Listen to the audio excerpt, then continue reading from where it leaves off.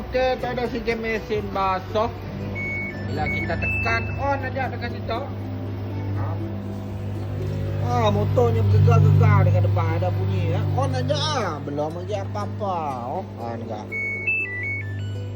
On off-nya macam tu. Stop Punya on balik.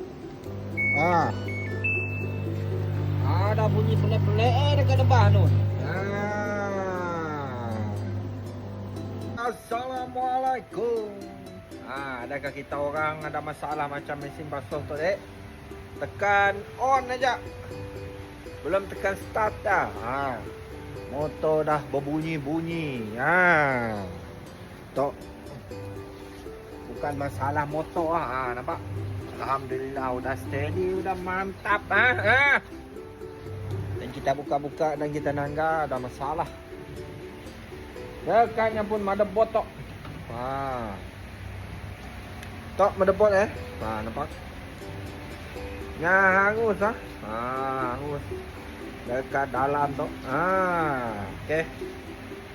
Kita udah buka motherboard baru. Kita udah on, beri mantap, beri padu lah. Okey, orang juga gemiri jika kita orang ada masalah mesin basuh. Boleh halo-halo wujud kami orang. Macam biasa dengan peti ais, aircon, microwave, dryer, oven kita orang. No sejuk panas macam ni lah. Okey, alright.